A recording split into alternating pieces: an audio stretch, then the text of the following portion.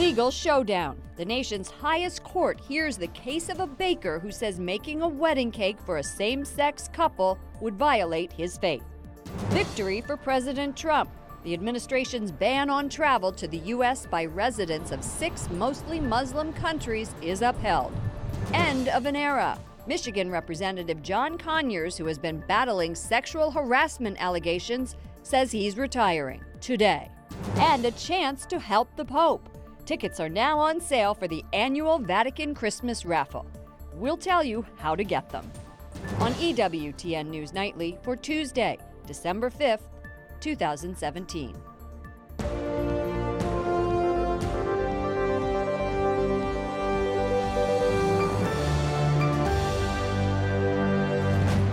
Good evening from Washington, D.C., and thank you to those of you joining us from around the world for news from a Catholic perspective. I'm Lauren Ashburn. The Supreme Court takes up the case of a Colorado baker who refused to make a cake for a gay wedding reception. It pits First Amendment claims of artistic freedom against the anti-discrimination arguments. Colorado baker Jack Phillips says it would have violated his deeply held Christian beliefs. Correspondent Jason Calvi was inside the High Court for oral arguments today. Good evening, Jason. Good evening, Lauren. Justices had so many questions today that it went into overtime. They were divided along liberal and conservative lines, but Justice Anthony Kennedy, whose vote will likely decide the outcome, said Colorado had not respected Phillips' religious beliefs. He also said siding with him might lead other shop owners to put up signs that say, "We do not bake cakes for gay weddings." I spoke to Jack Phillips, the baker at the center of this case, after the arguments. I think it went well, and I just hope now that the justices will look at this case and allow creative professionals like myself to create freely according to their conscience, and that nobody else has to go through what my family and I have gone through for the last 5 years. Phillips tells me he's even received death threats. But supporters also gathered outside the Supreme Court for the other side in this case, Charlie Craig and David Mullins. We want everyone to be treated equally, you know? We all deserve fair and equal treatment, and that's why we're here today. Today's case was the first one involving gay rights since the Supreme Court ruled in 2015 that states could not stop same-sex couples from marrying. The Trump administration supports Jack Phillips and even had some time today to argue on his behalf inside the courtroom. Lauren, we expect the decision to be issued by the Supreme Court at the end of their term in June. Capitol Hill correspondent Jason Calvi. Thank you, Jason. For analysis on the oral arguments, Mel Israel, a research associate at the Heritage Foundation, joins us. Melanie, welcome back to the program. Thanks for having me. You say the attorneys for Jack Phillips did an incredible job. Why is that? Well, I think they really laid out this argument in a way that so many Americans can understand. Jack serves all people, regardless of their sexual orientation or their gender identity. What he doesn't do is express all messages, whether that's a message about a same-sex wedding or Halloween, a cake for a bachelor party, a cake that has some sort of vulgar image or language on it. And his lawyers did a great job of distinguishing between refusing service to a person based on who they are and refusing to create or express a message using your God-given talents for something that violates your conscience. Well, this morning, though, the justices talked about how this case could impact hairdressers and makeup artists, tailors. Justice Elena Kagan asked, quote, "Why is there no speech in creating a wonderful hairdo? Does the Constitution protect speech in any artistic industry?" I think that's going to be the million-dollar question to watch how the justices decide this case, because as you said, this really does have broad ramifications. Specific to Jack's case, I think it's pretty clear to anyone who's ever watched a show like Cake Boss or one of the many Cupcake Wars TV shows that these people who are creating these cakes truly are artists. And the same could go for someone who's a photographer or somebody who does tattoos. And I think we're going to see the justices probably zero in on that when they do release their decision. But Jason said it earlier, Justice Kennedy is worried about discrimination. He is worried that this is going to be a problem for everyone, where you can put up signs and say, I'm not serving this person, I'm not serving that person. I think that's something he's definitely concerned about, but one of the other things that he zeroed in on during oral arguments, which from what I hear was just a huge moment in the courtroom, is that he noted that the state of Colorado was really the one that wasn't showing tolerance to a person's religious beliefs. We know that tolerance is a two-way street, and the state of Colorado in this case, these were Kennedy's words, was not tolerant or respectful to these religious beliefs held by Jack Phillips and, quite frankly, millions of other Americans all across the country. It looks like Justice Kennedy is most likely going to be the swing vote, and he has decided many major gay rights cases, including the legalization of same-sex marriage in 2015. Any predictions for this case? You know, it's hard to say, but I think what we have to remember is that even in that Obergefell decision, he said that people who have a sincere moral or religious belief about marriage being between a man and a woman, those views are decent and honorable. Those were the words used in the Obergefell decision. And so I think we're going to see another reminder that we have to agree to disagree on this issue, and deciding one way or the other doesn't make you any less decent or any less honorable. And so hopefully this decision is going to bring everybody to a place where people can go get a cake to celebrate a same-sex wedding from a person who's happy to create it, and maybe not go to Jack Phillips' cake shop. Very good. Mel Israel, thank you so much, a research associate at the Heritage Foundation. The Supreme Court allows the Trump administration to fully enforce its travel ban on people from 6 mostly Muslim countries. But Catholic bishops still express concern with this policy. White House correspondent Mark Irons reports. Good evening, Mark. Good evening, Lauren. The Trump administration says it's not surprised by the High Court's decision. A White House spokesman calls the president's travel ban essential to protecting our homeland. But a representative of the U.S. Conference of Catholic Bishops worries it could harm immigrants who need a safe haven. We're concerned that 150 million people can't come to the United States. Bill Canny, the executive director of Migration and Refugee Services for the U.S. Conference of Catholic Bishops, isn't sharing the same reaction as President Trump. Our concern is that from the beginning of the executive orders that there has been some targeting based on religion and perhaps nationality that we historically have not found helpful to our country. Monday's ruling in favor of the president is not final. Mr. President, your travel ban! But the Supreme Court is letting the Trump administration fully enforce a ban on travel to the U.S. by residents from Chad, Iran, Libya, Somalia, Syria, and Yemen. No explanation from the justices on the reason behind their decision, but the Trump administration applauds it, saying federal court attempts to block the full ban were causing irreparable harm to a policy based on legitimate national security. We recognize the right and responsibility of our government to protect us, to assure Americans that terrorists are not coming into the country. But Canny says the travel ban will keep families from staying together. Lower courts had previously said travelers with a bona fide relationship to someone in the U.S. could come here. But under the Supreme Court decision, having a family member in America will no longer provide an exemption from the ban. Visa officials can make exceptions on a case-by-case basis. Travel is also restricted from North Korea and Venezuela, but lawsuits are focused on challenging the ban on travel from those 6 mostly Muslim countries. Appeals are winding through federal courts. This latest Supreme Court order may indicate the High Court will side with the Trump administration in the end. Lauren. The Department of Homeland Security released immigration enforcement numbers today. What did they find?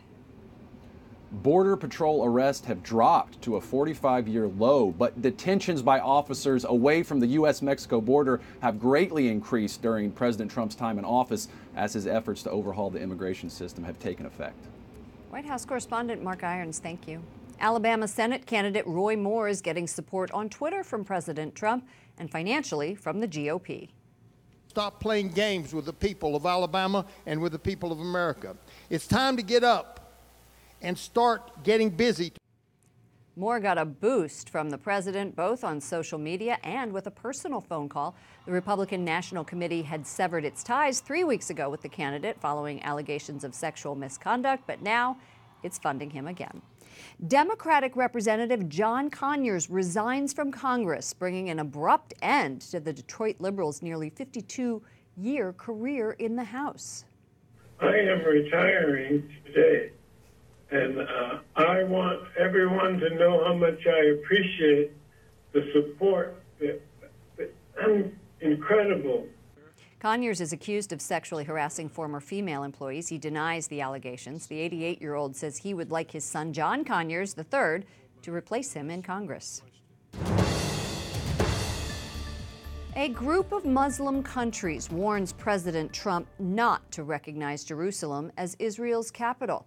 The organization says doing so would constitute, quote, naked aggression against Arabs and Muslims. U.S. officials say the president is expected to make his decision this week. U.S. Secretary of State Rex Tillerson is on a European tour to show America's commitment to its allies in Europe. The partnership between America and the European Union, I think, as everyone knows, is longstanding. It is one that's based upon shared values, shared objectives for security and prosperity on both sides of the Atlantic. Tillerson says the State Department is not missing a beat despite the criticism he's receiving and high rates of vacancies throughout the department. He visits Belgium, Austria, and France this week. Philippines President Rodrigo Duterte orders police to resume his campaign against drugs and tells Catholic leaders and human rights activists to, quote, go to hell. The president had previously ordered police to back off amid pressure from the church and other groups. Since he took office, police have reported killing about 4,000 people in the crackdown. Austria's constitutional court rules in favor of same-sex marriage. The court is removing the words two people of different sex in the law on marriage starting in 2019. Since 2010, same-sex couples have been allowed to enter into civil partnerships. Austria is a predominantly Catholic nation. And a Catholic leader in Peru says the United States and Europe can take a cue from Latin America when it comes to living our Catholic faith. I don't know how much we have to learn from the States or Europe now in relation to religion. I will try to tell them, why don't you look a little bit more to Latin America and learn about faith, family, marriage. Cardinal Juan Luis Cipriani, who is Archbishop of Lima, met the Holy Father yesterday. Cipriani says Pope Francis told him he is already dreaming of his upcoming trip to Peru in January. Francis will also visit Chile at that time. Coming up, standing up for Christians, powerful stories of forgiveness and resilience in the face of persecution, and Archbishop Angelos, the Coptic Christian leader, tells us what the British government is doing to help them.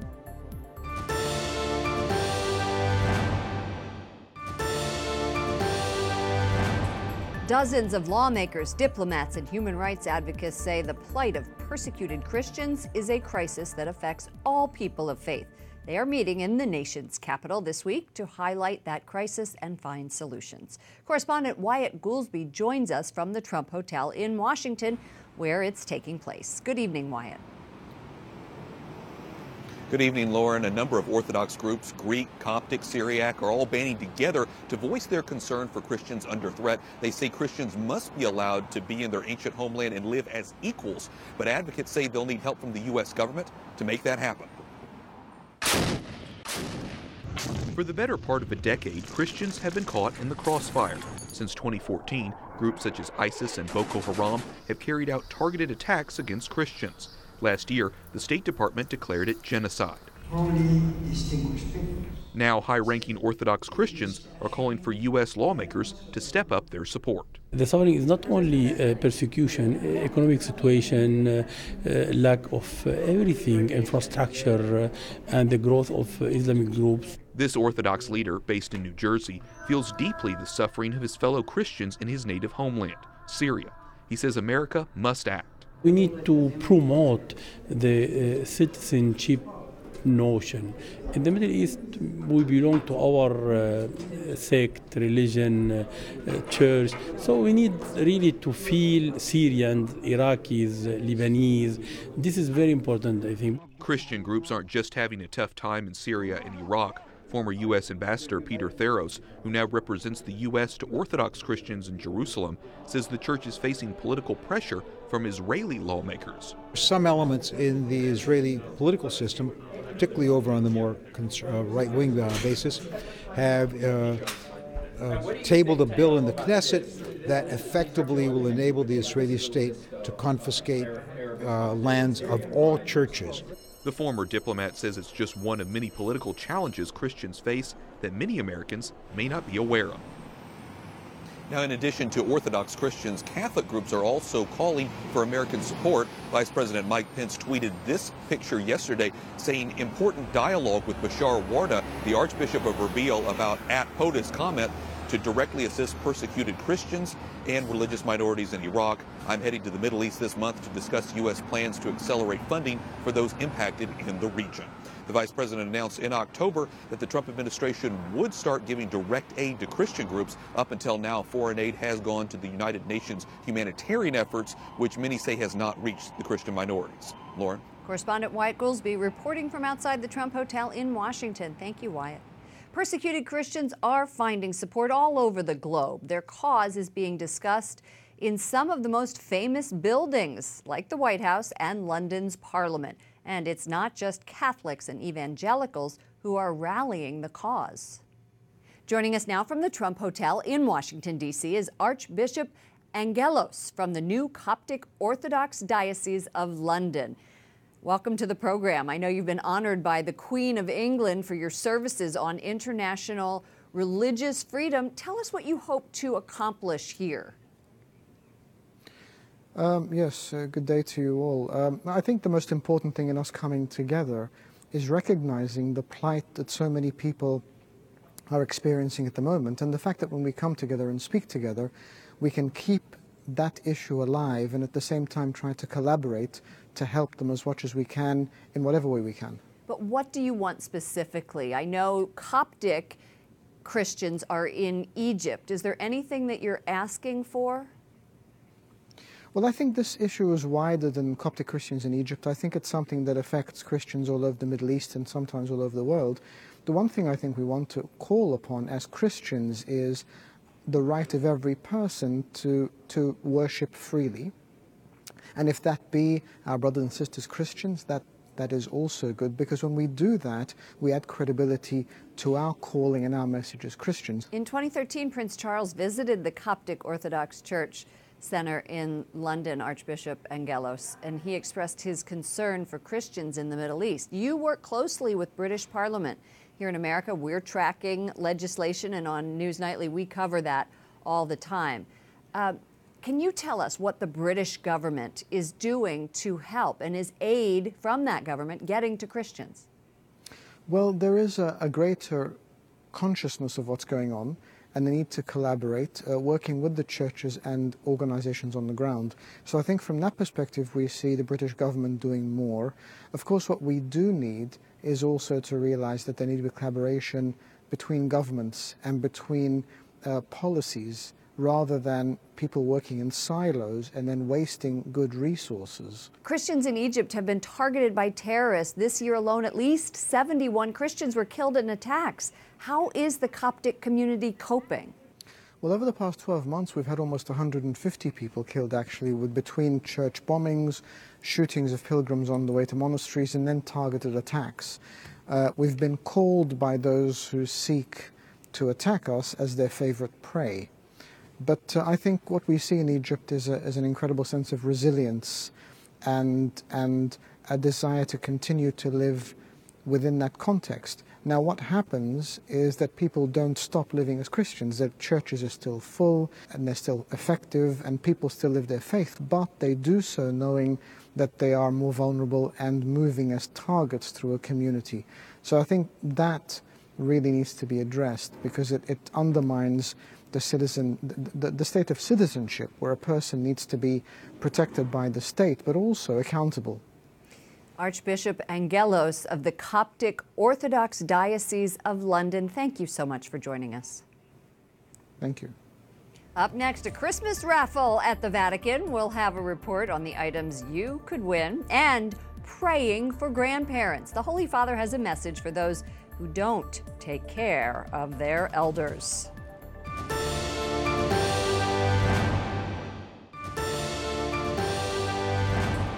Today, the church honors Saint Sabas. He entered a monastery at the age of 8 after an unhappy childhood.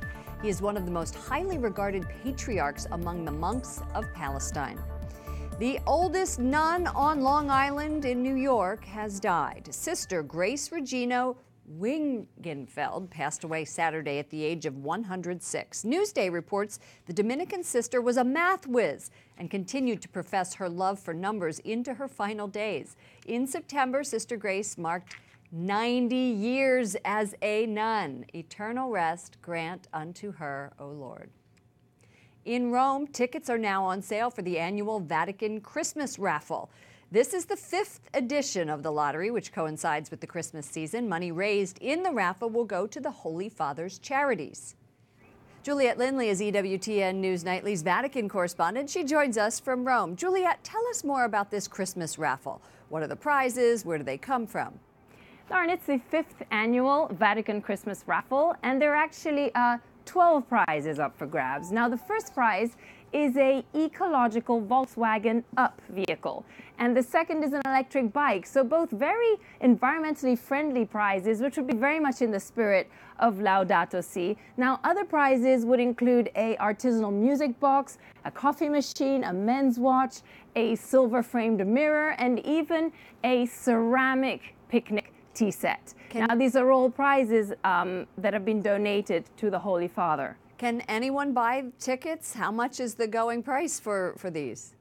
Here's my ticket. So you can buy them either at the info point behind me in St. Peter's Square or inside the Vatican walls. That would be for employees of the Vatican, and they would either go to the grocery store or the pharmacy or the center which sells the Vatican stamps, and they can buy them. So they're €10, and that's equivalent to about almost $12. And when will the winners be announced? So actually, the winners will only be announced on the 2nd of February 2018. So we have another 2 months to go about buying these tickets and raising money for the charitable organizations of the Holy Father to whom the money will go. That's wonderful. How fun. Well, I hope you win. Good luck. Thanks, Lauren. To buy those raffle tickets, you can go to vaticanstate.va. Pope Francis urges people to support their grandparents. Es un pueblo que no tiene futuro. The Holy Father's prayer intention this month is for the grandparents and the elderly. He says people who don't take care of grandparents have no future. Pope Francis is praying their wisdom is passed down to new generations. Many EWTN News Nightly viewers are following the Pope's advice, and we have proof. Earlier today, we went on Facebook and asked for photos of grandparents spending time with grandchildren. First, Judy Stivers shows us her grandchildren, Amelia, Nate, and Monica, and she calls them Grandma's Joys. Teresa Vitella shared this picture of her grandkids and of a fabulous Christmas tree, I might add. Another full house for Barb Bortner and her clan. Looks like a lot of pictures from the farm. Jennifer DeCourse, Heredia, with their little Titus. And take a look at Glenda Kama. She's here with her granddaughters, Stephanie and Victoria. And then her sweet great-grandchildren, Ellie, Kate, and Luke Allen. Finally, Josh Mansfield with his grandfather. We thank all of you for your submissions. Keep them coming on our Facebook page. For all of us here at EWTN News Nightly, to all of you around the world, thank you for watching. I'm Lauren Ashburn. We'll be back tomorrow with more news from a Catholic perspective. Good night, and God bless you.